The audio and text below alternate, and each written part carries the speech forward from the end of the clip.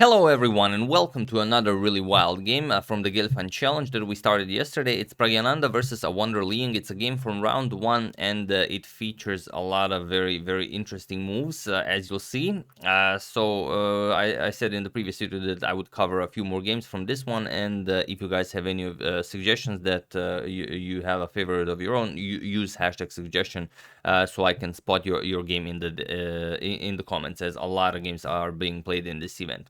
And one of these two gentlemen is the absolute winner of the first day after the 5 rounds were played, but I'm not going to spoil it for you. Let's just see what happens here. So Praggnanandhaa with the white pieces opens with d4.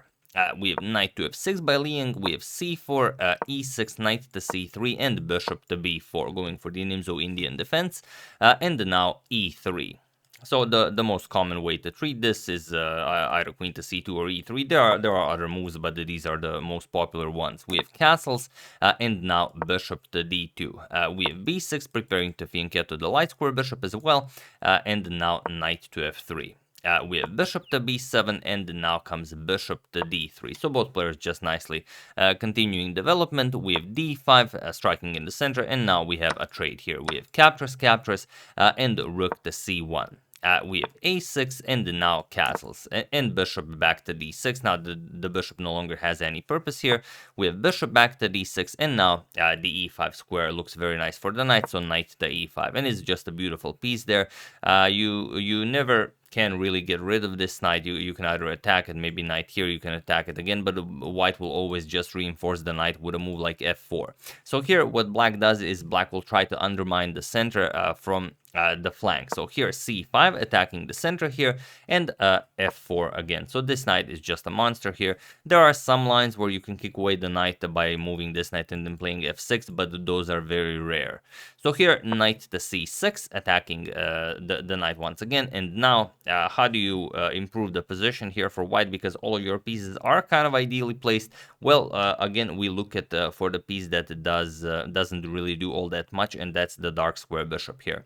So for the moment, it's just a very bad pawn. So we want to shift it over to this diagonal, bishop to e1 to h4. And this is exactly what Pragu does. He plays bishop to e1. And now we have c captures on d4, and now knight captures on c6. The problem with e captures on d4 is that now black can just capture, and there's, well, not all that much you can do. This does not work. Bishop captures, knight captures, and then you recapture the knight here, because bishop to c5 will win your queen at the end of this line, if you were wondering. So instead we have knight captures on c6, bishop captures on c6, and now first knight to e2. You could recapture, but first knight to e2 now with an attack on the light square bishop here. We have bishop back to bishop to b5. Bishop back to d7 is a known move here. Up until this point, these were all very well-known moves. But here we have bishop to b5 instead of bishop to d7, and it is only now as of move 15 that we have a completely new game. So let's see how Pragu deals with this. He plays knight captures on d4. That's why he didn't capture with the pawn. Now his pawns are still intact here. We have bishop captures on d3, queen captures, and the knight to e4. And now black is the one with the monster knight here, but white has other plans. Knight to f5. White now has an even nicer knight. It's hard to say how long it will be able to stay here, but it is a very nice knight. The problem is the d5 pawn is hanging, and also this knight is just a menace here, attacking the bishop, attacking g7. A lot of nice ideas here. You can always do a rook lift with something like rook to c6. The problem is if you play something like this, just keep an eye on everything. It doesn't really work. Just queen d4, we threaten checkmate, and after you prevent this, now you can go queen captures on c6. That's the problem.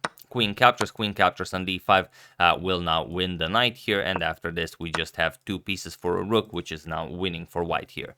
So instead, after this knight to f5, we have g6 by Liang, chasing away the knight, knight to h6 check, king to g7, and now comes queen captures on d5. So grabbing that pawn. We have queen to e7. Of course, you do not want to go after the knight. If you play something like king captures on h6, then queen captures on e4.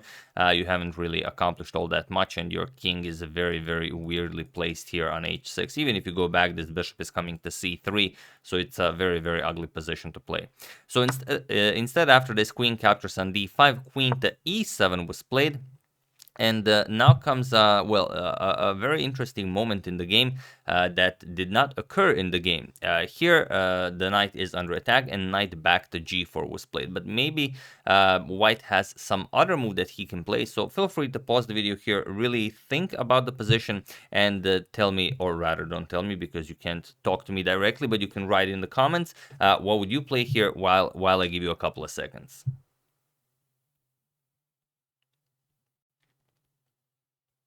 So for those of you who were able to do it, congratulations on not going back, but rather going forward. And for those of you who just want to enjoy the show, it's queen captures on I'm tricking you again. It's knight captures on f7. And this is what could have been played. The problem is the knight cannot be captured. The queen cannot capture because then this knight falls and you just won material. It cannot be captured with the rook because then the rook on a8 falls. It cannot be captured with the king because the queen defends it. So here there's not all that much black can do. There is one move black has, and it's probably why Praggo avoided this line. It's a rapid game, so you don't really have all that much time to calculate everything, but I will just show it because it's beautiful. And that is bishop to c5. So the question is, what do you play here? So now there's the threat of just bishop captures on e3, grabbing material here, and then you don't have all that much to show for with white. The problem is white has rook captures on c5, and now knight to f6 by black first, attacking the queen, and after the queen moves, we're gonna capture the rook here, and now comes bishop to b4, attacking the queen, and the rook is still on f8. Queen to d5, offering a queen trade. Now we pick up the rook with check. King captures knight here, and now bishop back to b4. And now this position is on the board where you can either keep the queens on the board, get the queens off the board. You can play something like rook to c8. You can trade here. All in all, we would get this position where white would be up 2 pawns, and it would be quite a significant advantage. But you know, that's a really an incredibly difficult line, especially for a rapid game. So after queen to e7, we have just knight goes back to g4, and now rook 8 to d8. Again, Liang gives Praggo a nice opportunity. He should play rook to c8 and prevented this rook lift with rook to c4. He goes rook to d8, and now again gives Praggo a bit of a chance. We have rook to c4 now with a double attack on the knight here. Rook f to e8, adding a defender, but now comes rook captures on e4, and this is crucial here because the knight was a decent defender of the dark squares. Now bishop to c3 will hurt a lot. So here queen captures on e4. You don't have any other move here. Bishop to c3 with check. And now only one move, king to f8. If you go king to g8, then you get the monster fork here, and you're just lost. So instead, after bishop to c3 check, king to f8, and now comes queen to g5. Now with ideas of infiltrating with queen to h6, for example, queen h6, king g8, knight to f6 check, king g8, and then we're just gonna deliver checkmate. So such are white's plans. However, queen to f5, now kind of trying to trade off queens, but at least covering the f6 square now. But it still doesn't work because the black king can always escape via the e7 square, and that's exactly what it does. If he goes to the right, then he's gone. So here queen to h6 check, king to e7, and now bishop to f6 with check. So here, if Praggo wants, he can win back material. The rook here will be hanging. So king to d7, and now comes knight to e5 with check. Not being greedy with material, but just opening up more lines in front of the black king. So here, bishop captures on e5. We have f captures on e5, still with this pressure towards the rook on d8, but rook to d1 and c1 will be a lot for black to handle. So here we have queen to e4, and now comes bishop captures on d8. Here he goes for the material. Maybe he could have held on the pressure a little bit more, maybe some like queen captures here, but like I said, it's a rapid game. You can't spend all that much time on the moves. So bishop captures, we have king captures, and now rook captures on f7. Another slight imprecision. Queen captures on h7 is just much safer. It seems like rook captures is safer because the queen here covers the e3 square, but it's not. Here, if you just play queen captures and now black is just in a really, really bad position. Even if you give up these pawns, for example, rook captures, and queen captures, you're going to play king to h1, and now black's king is completely wide open. Your king is very much safe here. You don't have weaknesses, so it's not really a problem. With the move in the game, rook captures on f7, Praggu again gives Liang some room to improve. So queen captures on e5 here, as the e3 pawn is now defended, and now comes queen to h4. The problem is, if you go for this capture now you don't have anything on the back rank defending your king. So here just check, and that's it. If you go back, you're gonna get checkmated, and if you block with the rook, you're again gonna get well, just destroyed. Rook to f8, and there's no way to defend this. There's a double attack on the rook. You can deliver this check to kind of try and defend your rook, but still just g5. And if queen g3, then we just deliver this check, and now it's going to be checkmate. So that's also on the board. So here queen to h4 check was played, but now comes g5, just blocking this, and now queen to d4 with check. You might also try to keep the tension with queen to c4. If the black queen ever moves, maybe you can deliver checkmate, but still it's very hard to play. Queen captures on e3, king h1, and now we can just deliver queen to e1 check. You can block, but then we just play queen e2, offer a queen trade, threaten to capture the rook, and it's very hard to imagine white doing more than a draw here, especially since it's a rapid game. So after this g5 move, we have queen to d4 check instead, and now we have a trade. Queen captures, we have e captures on d4, and now just rook to e2. Here Liang now goes after the queen side pawns, and Praggu goes after the king side pawns. We have rook captures on h7, rook captures on b2, and now a3. So rook to a2 going after the pawn, rook g7. We have rook captures on a3, and now rook captures on g5. So this is how Praggu decided to play this. He couldn't spend more time to find all of those moves, but he said, all right, I'm up a pawn now. This is either a win or worst case scenario, a draw, but let's try and win this. So here b5, Liang starts pushing his pawn, and now h4. We have b4, it's now a race, and now rook to g8 check first. Now you will still be able to push your pawn, but also you can just shift your rook here to keep an eye on black's passed pawn. So king to c7, and now comes d5. And d5 is a move that does not work here. What works here is just continuing to push your pawn, but again, it's very hard to see such things because after h5 and b3, now yes, black's pawn is faster, however, rook g7 check. And now the thing is, if you go king to b6 or somewhere like that, you can always play rook to g8, and then you will always have this check. If the pawn is advanced, then you can pick up the pawn here. So it's very important to keep the king at bay, so to say.